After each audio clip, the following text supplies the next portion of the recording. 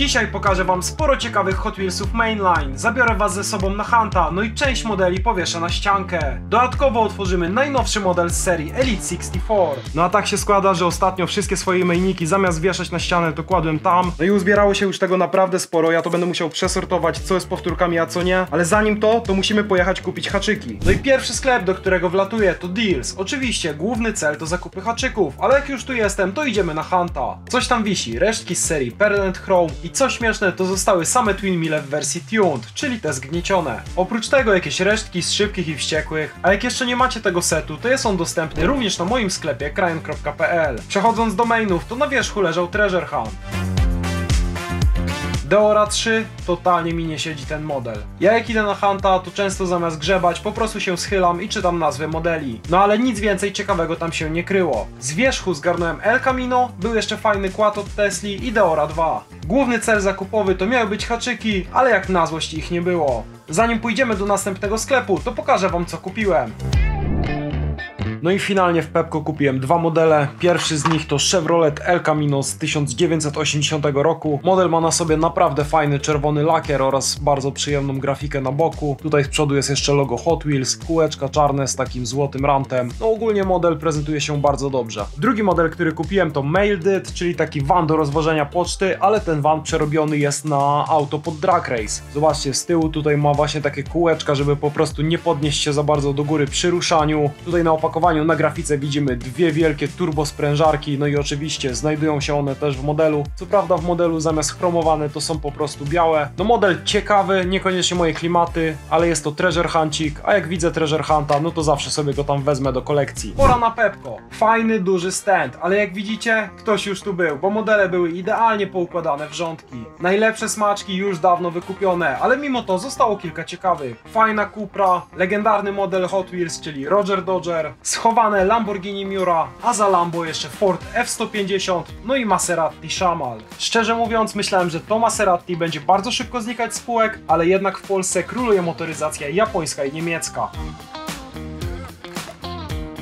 Przed kasą było jeszcze trochę hotów i tu akurat udało się coś ustrzelić, m.in. Toyota GR86 czy nowy Mustang. Pewnie jesteście ciekawi, co dokładnie kupiłem, więc już wam pokazuję. No i w Pepco udało mi się kupić trochę więcej. Pierwszy model to Got to Go. No i ten model, zobaczcie, to jest po prostu takie auto z kibelkiem na pace i co ciekawe, tym modelem jak się jeździ, to tutaj deska od tego sedesu normalnie lata góra-dół. Kolejna sztuka to po prostu recolor Porsche 904 Carrera GTS. Kolejny model to Ford F-150 SVT Lightning. On tutaj na boku ma bardzo fajne logo z rybą, ale jak się przyjrzymy uważnie, to zobaczcie, tak naprawdę tutaj od ryby idzie, zobaczcie, taka linka, tu na końcu ona się kończy haczykiem, ale cały ten wzór to jest po prostu logo Hot Wheels. Zobaczcie, tutaj widać te charakterystyczne dwa takie zadziorki na końcu, przód jest ładnie zaokrąglony, więc normalnie na boku jest takie bardzo przyjemne nawiązanie do loga Hot Wheels. Można powiedzieć, że takie ukryte logo, także tutaj daję okejkę. Tutaj mamy kolejny po prostu recolor, czyli Jeep Wagoner z 1988 roku. Tak się prezentuje model, nie są to do końca moje klimaty, no ale nie chciałem wyjść ze sklepu z pustymi rękoma, więc po prostu go powinąłem. Na ściankę się przyda, bo takiego jeszcze nie mam.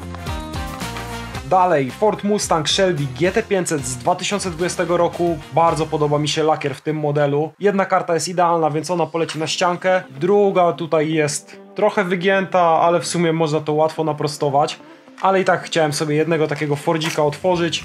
Więc zobaczmy sobie jak on wygląda. Plastikowy spód, no ale to mainline. Tak się prezentuje od boku. Bardzo podoba mi się ten lakier tutaj. To jest jakiś taki zwykły metal flake, widać te drobinki metalu. Ale trzeba przyznać, że na tym modelu prezentuje się bardzo fajnie. Szkoda, że nie ma tych lamp z przodu. No ale zamiast lamp mamy fajne paski tutaj przez całe auto. Tył niestety równie pusty, więc ani z przodu, ani z tyłu nic nie ma. Za to dużo tutaj dzieje się na boku, jak i na dachu. Kurczę, no muszę przyznać, że te Mustangi wyglądają naprawdę dobrze. No i tego modelu również kupiłem dwie sztuki, jest to Toyota GR86 Cup. No Toyota GR86 to jest następca GT86, no a ja po prostu muszę przyznać, że strasznie podoba mi się linia nadwozia, właśnie czy to Subaru BRZ, czy to Toyoty GT86. Więc taką Toyotkę jak najbardziej musiałem sobie powinąć, no i poleci ona na ściankę. Jak już byłem w galerii, to stwierdziłem, że również odwiedzę sklep KIK. No ale niestety, sami widzicie jak to wyglądało, totalne resztki. Ale za to był 5-pak z Renault Megane. go już posiadam, więc nie brałem. Zauważyłem też, że na palecie mieli świeżutki karton z Hot Wheelsami, ale na nim leżały inne, więc nawet nie pytałem, czy mogę go wyciągnąć. Pora na sklep Ekszy. Tutaj zazwyczaj mają tylko matchboxy, ale za to są one po 5 zł. Liczyłem na BMW M2, trafiłem na trójkę w kombi, nie jest źle. Ja wlatuję jeszcze do Teddy, kiedyś zawsze mieli sporo Hot Wheelsów, ale jak widzicie leżały same starocie, no i jakieś ich własne samochodziki, co wyglądają jak z tego mema, mamy Hot Wheelsy w domu. Na sam koniec model, który na pewno nie poleci na ściankę, czyli jest to Matchbox BMW Seria 3 z 2012 roku i oczywiście jest ona w kombi, czy jak to BMW tam nazywa, w touringu, w Turasie. Tak się prezentuje BM-eczka, wziąłem 3 sztuki, no bo w Action one są po piątaka, więc za 3 sztuki 15 zł to żal nie wziąć. Jeszcze nie wiem, co do końca z nimi zrobię, jedną może sobie otworzę, kurczę, no Mattel raczej czegoś takiego nie wypuści, więc jedyna opcja na takie fajne kombi BM-eczkę to pewnie tylko i wyłącznie Matchbox. No i tak się prezentuje taki mini haul zakupowy. Ja na szczęście znalazłem na magazynie jeszcze paczkę haczyków właśnie z Command, bo jak widzieliście w Dealzie nie mieli tych swoich haczyków. Te z Dealza są trochę tańsze, no ale jak mam jeszcze te z Commanda, to wykorzystam je, no i może później uda się kupić w Dealzie, żeby mieć do porównania. Teraz pozostało mi przesegregować tamtą kubkę Hot Wheelsów i zobaczę, co jeszcze mam do powieszenia. Dobra, wstępnie coś przesegregowałem i wyszło, że te modele jeszcze nie wiszą na ściance. Jest tego naprawdę sporo. Ja powoli zaczynam się obawiać, czy aby na pewno wystarczy mi haczyków. Dobra, jeszcze szybko policzyłem te modele. Jest ich tutaj 30 plus te kilka, które pokazywałem wam przed chwilą. To mamy tam z około te 35 modeli. No i teraz już wiem, że na pewno nie starczy mi haczyków. Ale to, co damy radę, to zaraz powiesimy. Ale najpierw pokażę wam każdego Hot Wheelsa, którego będziemy wieszać. No i trochę tych modeli będzie, ale postaram się przez to przejść jak najszybciej, tak żeby was po prostu nie zanudzić. Zaczynamy od Forda Mustanga GTD w takim naprawdę fajnym srebrnym kolorze, ale nie jest to zamak, jest to zwykły taki srebrny Metal Flake. Następnie na ściankę leci Modrot, no i jest to akurat model Treasure Hunt. Recolor Bugatti Bolid, u mnie jedno na ściance już Bugatti Bolid wisi, ale ono bodajże jest czarno-niebieskie, no a tym razem wleci takie czarno-żółte. Oczywiście nie może zabraknąć nowości ze świata Hot Wheels, czyli współpracy pomiędzy Hot Wheels a Formułą 1. Mamy tutaj naprawdę fajny bolid w malowaniu Red Bulla. Oczywiście wszystkie te bolidy z serii Mainline są dokładnie takie same, różnią się tylko i wyłącznie malowaniami. Następnie Mazda RX-7 Project Mu, jest to recolor, bo wcześniej już była taka biała, no a ta jest taka niebieska z miętowym tutaj napisem. BMW M3 E30 w wersji wagon, czyli po prostu takie kombi. Ma lusterka, więc to naprawdę na plus. Co prawda co do kolorystyki to nie jestem do końca przekonany, no ten czerwony z tą złotą felgą jakoś nie do końca mi to siedzi. Kolejny model to jeden z tych, które naprawdę bardzo lubię, czyli Porsche 911 w wersji GT3 i tutaj mamy generację w sumie najnowszą Porsche, czyli Porsche generacji 992. No jako ciekawostkę dodam, że mój pierwszy post na Instagramie to był właśnie custom takiego Porsche, tylko że ono było w czarnym macie, a nie w takim czarnym połysku. Lecimy dalej, Bone Shaker i ten model to również Treasure Hunt, więc kolejny Treasure Huncik dołączy na ściankę. Całkiem fajne białe malowanie. Oczywiście w Bone Shakerach najlepsza jest ta tutaj czacha na froncie. Wygląda po prostu kozacko. Lamborghini Huracan Sterato, czyli po prostu taki hurakan zrobiony na offroad. Ja sobie oglądam takiego fajnego ziomeczka na YouTubie z Anglii i wrzucę wam przebitkę, co on robił ze swoim Lambo.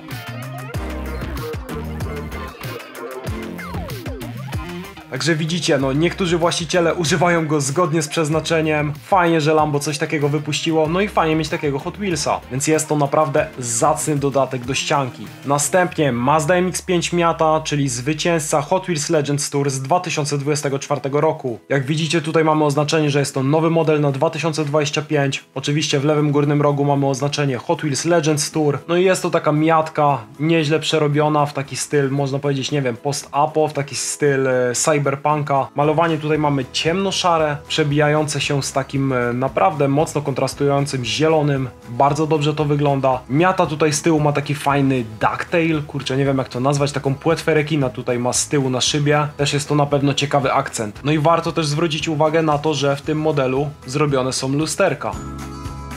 Kolejny recolor, czyli Honda Civic F, tym razem w fajnym niebieskim malowaniu, no i mamy tutaj wielki napis Witek, także no raj dla hondziarzy, model prezentuje się, można powiedzieć, że zacnie, brakuje oczywiście z tyłu tutaj czegokolwiek, zobaczcie, tył jest dosłownie cały pusty, ale za to mamy lusterka, mamy światła z przodu, malowanie na boku. Czego tutaj więcej chcieć od mainline'a? Ja oczywiście daję okejkę, bardzo mi się podoba. Kolejny model to naprawdę jeden z mocniejszych zawodników z zeszłego roku, czyli Lamborghini Huracan LP622 Super Trofeo. Ten model w zeszłym roku można było trafić jako Super Treasure Hunt, no ja niestety takiego nie trafiłem, więc muszę się zadowolić zwykłym mainline'em, ale nawet ten zwykły mainline wygląda po prostu przekozacko. Pewnie powiedziałem w tym filmie już przekozacko z 20 razy, ale naprawdę on tak wygląda. Dopiero to zauważyłem, ale ten model z przodu i z tyłu ma dwa różne kółka, zobaczcie. Także taka ciekawostka.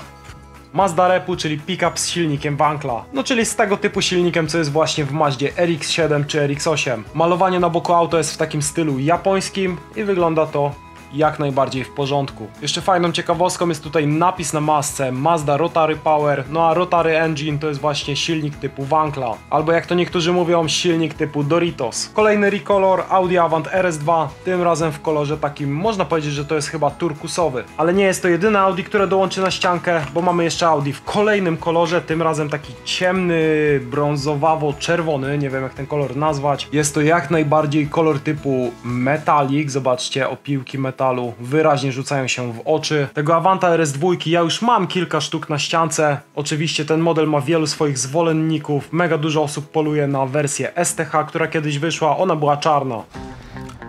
Kolejna sztuka, która wlatuje na ściankę, to Fiat 500e. No ja bardzo chciałbym, żeby Mattel jednak kiedyś tutaj wypuścił nam Abartha, a nie tą elektryczną 500. No wolałbym chociaż nawet zwykłą spalinówę 500 zamiast elektryka, ale jak nie ma, to na ściankę wleci elektryk. Bugatti Chiron, bardzo ładny model, fajny czerwony lakier. Ja tutaj narzekałem trochę na te kółko, że z tyłu jest większe i nadal na to trochę ponarzekam. Nadal moim zdaniem to kółko jest po prostu trochę za duże, no ale Hot Wheelsy już takie są po prostu trochę bardziej przerysowane, wiadomo, nie są to idealnie odwzorowane modele. Kolejne Audi, moi drodzy, czyli Audi Quattro z 87 roku, w takim kolorze chyba można powiedzieć, że to jest turkusowy. Dalej wlatuje Subaru BRZ i ta BRZ jest zrobiona w taką wersję pod drift, zobaczcie, ona z przodu zamiast zderzaka ma takie po prostu metalowe rurki wyspawane, więc jest to taka typowa driftowa, a nie auto na ulicę. W Polsce za takie coś to chyba by dowód od razu zabrali. Kolejna sztuka, która wleci na ściankę, to Dodge Viper SRT10 ACR. Z tyłu tutaj nic nie mamy, ale za to bok wygląda naprawdę syto, dużo tutaj się dzieje, jest i logo Hot Wheels i jakiś tutaj numer startowy 93. Jedyny minus moim zdaniem jest taki, że ten tutaj wydech na boku, zamiast być na odlewie, to on po prostu jest tampon drukiem zrobiony, tak? Jest on tutaj narysowany, a nie zrobiony na odlewie. Kolejna furka to Honda S800 Racing, no i muszę się przyznać, że nawet nie do końca wiem co to za auto, no ale byłem na huncie, stwierdziłem, że takiego jeszcze nie mam, więc po prostu wziąłem. Kolejny Treasure Hunt, czyli Chevy Impala z 59 roku i co ciekawe, Mattel chyba co roku wypuszcza w ogóle Impalę jako Treasure Hunt, ale za każdym razem jest to inny rocznik i one minimalnie różnią się między sobą, więc to będzie chyba trzecia taka Impala TH u mnie na ściance. No i kolejny model, czyli Proton Saga w nowym malowaniu, z tego co pamiętam wcześniej był czerwony, teraz wyszedł biały. Jest to fura producenta, który jest z Malezji, a jak dobrze wiemy, w Malezji jest największa fabryka Hot Wheels, więc ogólnie tam cała ta kultura Hot Wheels w Malezji jest bardzo rozwinięta, no i na pewno mega dużo osób się cieszy, że po prostu zrobili Protona Sagę właśnie z Hot Wheels, no i to ich szczęście można porównać do tego, jakby Mattel wypuścił, nie wiem, Malucha albo Poloneza dla nas, to wszyscy w Polsce by się jarali tym, że jest właśnie Maluch albo Polonez, no to tak samo oni się jarają tym, że jest Proton Saga. Następna sztuka to Hirohata Merc, ten model posiadam w STH, więc po prostu musiałem sobie dobrać maina, żeby wisiał na ścianie. Kolejny model, czyli Lamborghini Sesto Elemento, wygląda naprawdę świetnie, ja to auto naprawdę lubię, bo pamiętam jak grałem w Forza Horizon, to tam dało się ustawić, żeby bot jeździł takim autem i żeby robił okrążenia, no a za każde okrążenie zarabiał po prostu dla nas siano i można było zostawić takie auto na awku tam na, nie wiem, 3 godziny, po 3 godzinach wrócić i miało się po prostu dużo kasy w grze. Dalej nowe malowanie Nissana Skyline'a GTR R33, tym razem jest to taka szara Godzilla, poprzednie malowanie było białe. No i kolejny naprawdę mega mocny model, czyli Nissan Skyline GTR R35, ale nie taki zwykły, bo on jest w bodykicie Liberty Walk. Zobaczcie, tutaj mamy napis Liberty Walk, oczywiście są poszerzenia, przód, tył, fajnie, że są lusterka. No i nie jest to nowy model, on wcześniej już wyszedł w kilku malowaniach i chyba nawet jakieś malowanie wisi już u mnie na ściance. No i w końcu jakaś furka z szybkich i wściekłych, tym razem to jest Nissan Skyline GTR, ale R32, on nie jest w żadnym bodykicie ani nic z tego, jest to po prostu zwykły czarny Nissan Skyline R32 i nawet ma tutaj lustereczko.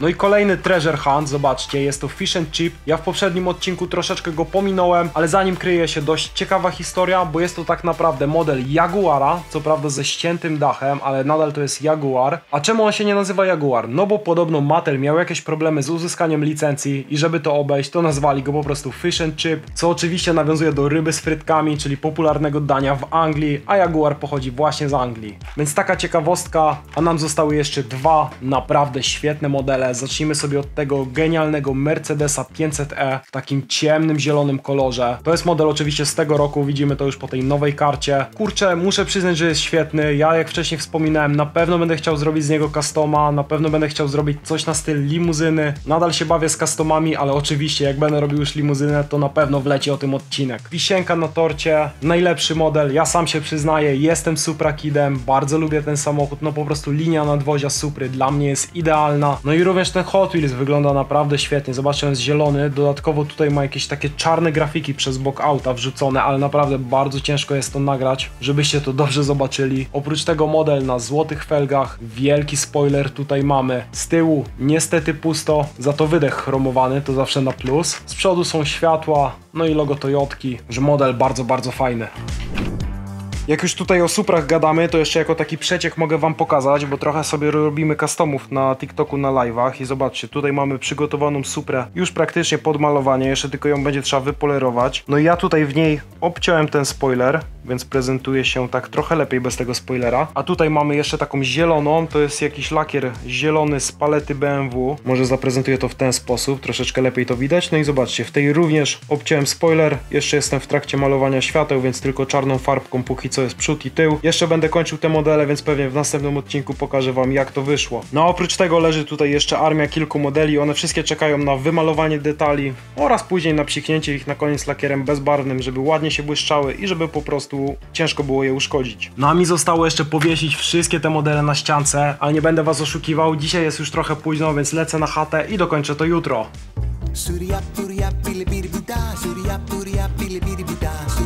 No i moi drodzy, tak póki co się prezentuje ścianka, zobaczcie, dołożyliśmy cały jeden górny rządek tutaj u góry, no i tam weszło równo 20 aut, więc sporo aut tak naprawdę zostało jeszcze do dowieszenia. Wszystkie te, które będę musiał jeszcze dowiesić, położyłem sobie tutaj, jak widzicie trochę ich zostało, tutaj jest jakaś jedna dziwna dziura, w ogóle z tego dolnego rządku chyba jednak zrezygnuję, więc te 3 furki jeszcze będę ściągał, no a resztę, wszystkie dodatkowe modele będziemy wieszać jeszcze u góry, myślę, że jeszcze 2 rządki tam wejdą, więc na luzie wejdzie tam 40 modeli, ale te modele będę chciał już przetestować na tych haczykach z Dealsa, a nie na haczykach Comment, więc po prostu poczekam, aż jakieś pojawią się w Dealsie i będę mógł je kupić.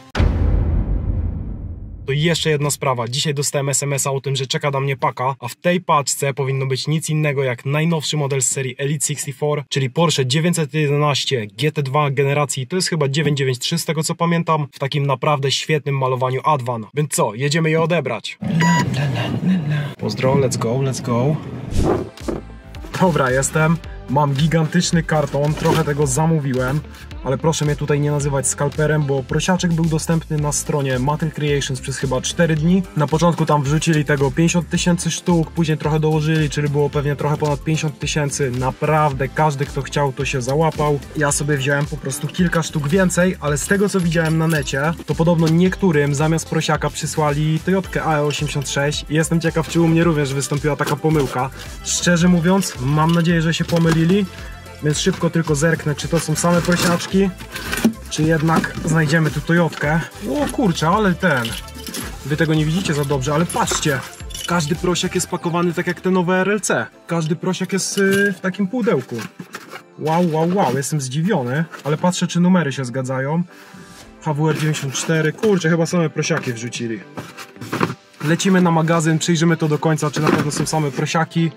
No i jednego sobie od razu otworzymy. Porsche przychodzi w takim pudle, więc bardzo fajnie, że Mattel zmienił swoje takie nawyki wysyłkowe na właśnie wysyłanie w takich papierowych opakowaniach. No i wydaje mi się, że dzięki temu jest po prostu mniej uszkodzeń, modele częściej docierają całe i zdrowe. No i tak się prezentuje ten cudowny prosiak po wyciągnięciu go z tego kartonu. Oczywiście wyjmiemy sobie go również z protektora. Rzućmy sobie okiem na kartę, wygląda naprawdę nieźle. Co ciekawe, Porsche zdecydowało się tutaj dawać tą naklejkę na froncie. W sumie to nie wiem, czy Porsche, czy Mattel, ale wlepa jest na froncie. Kiedyś dawali je tutaj tutaj z tyłu, ale jak widać z tyłu zamiast wlepy tym razem po prostu jest logo. Okej, fajnie. Tutaj z lewej strony zawsze mamy jakieś detale o tym samochodzie. No w tym przypadku jest to Porsche 911 GT2 Evo 993, seria oczywiście Elite 64. No i mamy tutaj m.in. wymiary auta, silnik, skrzynię biegów, no to w jakich latach było produkowane i gdzie było produkowane. No ale oczywiście model ten pokażę wam otwarty, a nie tylko tak przez kartonik. Ja zdążyłem już nagrać shorta na YouTube'a, w którym go otwieram, więc oczywiście mam ten model tutaj w luzaczku i możemy sobie na niego rzucić okiem. No a wygląda naprawdę świetnie. Tych modeli, z tego co mi się wydaje, wyszło około 50 000 sztuk. Wstępnie Mattel dał ich 50 000, później może dołożył jeszcze kilka, ale no naprawdę nie było tego aż tak mega dużo. Biorąc pod uwagę, że jest seria Elite 64, a nie RLC, więc ta Elite 64 jest troszeczkę bardziej dostępna dla wszystkich, jest troszeczkę tańsza, no i trochę więcej tego robią. Ale zobaczcie na te detale, no jest naprawdę świetnie. Warto zaznaczyć, że seria Elite 64 ma dedykowane kółka pod każdy model, więc takich kółek nie znajdziecie w żadnym innym Hot Wheelsie. W tym przypadku wydaje mi się, że to tylne jest troszeczkę większe, ale ono nie jest dużo większe, tutaj warto to zaznaczyć, bo w zwykłych Hot Wheelsach Mainline czy w premkach to tylne kółko zawsze jest znacząco większe, no a tutaj jest to po prostu trafione w punkt, wygląda to perfekcyjnie. Warto też zaznaczyć, że ta tylna opona jest dużo szersza niż przednia, zobaczcie w ogóle ile tutaj jest detali pod modelem. Z tyłu tutaj mamy cały silnik, skrzynię biegów, układ wydechowy, wygląda to po prostu fantastycznie. W środku znajduje się jeszcze jakaś taka biała klatka, fajna ta wlepka A2 tutaj na szybie. Spoko, że światła z przodu są plastikowe, a nie są to kalkomanie. Z tyłu w sumie również, zobaczcie, to są plastiki, a nie kalkomanie. No model jest naprawdę, kurczę, fantastyczny. Ja do teraz jestem pod wrażeniem. Oczywiście mamy tutaj lusterka, ale jest jedna naprawdę ciekawa rzecz, jeśli chodzi o ten model, bo jest on trochę mały. No i zobaczcie, dla porównania mam tutaj model również Porsche 993 GT2. On pochodzi akurat z serii Mystery Models. No i porównajmy sobie wielkość, tak? No i zobaczcie to. Kurczę, ta elitka jest naprawdę mała, ale tutaj uprzedzam was od razu, że ona nie jest mała, tylko po prostu jest zrobiona w dobrej skali. No bo Hot Wheels ogólnie to nie jest prawdziwa skala 1.64. Hot Wheels nigdy się nie reklamuje, że robi modele 1.64. Hot Wheels po prostu robi małe auta i zazwyczaj ta skala jest po prostu dopasowana do opakowań. No chodzi o to, żeby po prostu fura zmieściła się tutaj w blistrze, więc wiadomo, że raz będą mniejsze, raz większe. Jednak te zwykłe mainline'y, Mystery Models, premki, to jednak są zabawki, a nie modele, musimy o tym pamiętać. Oczywiście taki mainik kozacko może wyglądać w dioramie, na półce i tak dalej, no ale nie jest to idealna skala 1.64. Weźmy sobie na tapet tą BM-kę, no i zobaczcie, w porównaniu do niej to Porsche wcale nie wypada na jakieś małe. No i żeby to jeszcze trochę lepiej zobrazować, zobaczcie, jedno auto obok drugiego. Musimy pamiętać, że Porsche 993 jest naprawdę dosyć małym autem w prawdziwym życiu, ono wcale nie jest duże i wydaje mi się, że skala, jeśli porównamy sobie do właśnie BM-ki czy do Datsuna, wypada naprawdę nieźle i wcale ten prosiaczek nie jest za mały. Weźmy sobie jeszcze Lamborghini z Elitki, no trzeba pamiętać, że Aventador jest naprawdę dużym autem, no i w porównaniu do prosiaka widać, że Aventador jest duży, ale wydaje mi się, że wszystko tutaj się zgadza. Ja widziałem na necie gdzieś porównania właśnie tego Porsche do Porsche chyba tam z Pop Race albo z Mini GT, no i faktycznie te inne marki mają dokładnie tą samą skalę, co tutaj Hot Wheels zrobił w tej serii Elite 64. Zróbmy jeszcze na szybko test tego, czy ta skala plus minus się zgadza. Oczywiście nie będzie to najdokładniejszy test, nie posiadam niestety przy sobie suwmiarki, użyjemy po prostu metrówki. A dane o długości aut będziemy brali sobie z tyłu opakowań i do testu weźmiemy właśnie sobie Porsche, weźmiemy Audi RS7, no i weźmiemy jeszcze BM-eczkę. Tutaj długość Porsche deklarowana jest na 671,1 cala. Sprawdzamy ile to jest w centymetrach, mamy 424. No i to sobie dzielimy przez 64, żeby zobaczyć naszą skalę. I model Porsche powinien mieć 6,63 cm. Nie wiem tak dokładnie jak mierzyć, ale mierzę chyba od najbardziej wysuniętego punktu z przodu. Po prostu zaczepiam sobie o zderzak, lecimy do końca i jak na moje to mamy tutaj 6,5. Chociaż może pomiędzy 6,5 a 6,6. Następnie bierzemy sobie wymiar BMW w calach i na centymetry to będzie 432. No i ten wymiar w centymetrach również dzielimy przez 64 i tu powinno być 6,75. BMK ma tutaj mocniej wystający o milimetr zderzak, ale spróbujemy się zaczepić właśnie o ten środek. Dobra, zobaczcie. Do najszerszego 7 by było. Czyli tutaj jest to troszeczkę przekłamane. Możemy jeszcze z przód spróbować złapać trochę niżej, więc łapiemy o ten dolny. No i jeśli łapiemy wtedy od tego dolnego i liczymy do tego tutaj dolnego, to faktycznie byłoby to 6,75, więc nie do końca wiem, jak to dobrze policzyć. Biorę jeszcze wymiar RS7, no i ten wymiar również dzielę przez 64. Tu powinno być 7,8. Trzymam tutaj sobie kciuka i lecimy na sam koniec, zobaczcie. Faktycznie coś pomiędzy takie 7,8. Nie chcę tutaj zaginać, suwmiarka byłaby o wiele lepsza, ale myślę, że 7,8, 7,9. Czyli w sumie łapie się w tym, co miało być. Mejnik Porsche ma około 7 cm, no i faktycznie Hot Wheels to jednak wszystkie te modele mają właśnie w okolicach tych 7 cm. Wiadomo, mejniki nie trzymają skali, ale jeśli chodzi o elitki, to zobaczcie, jest naprawdę dobrze. Może faktycznie to Porsche jest milimetr za krótkie, ale tego już tak bardzo bym się nie czepiał.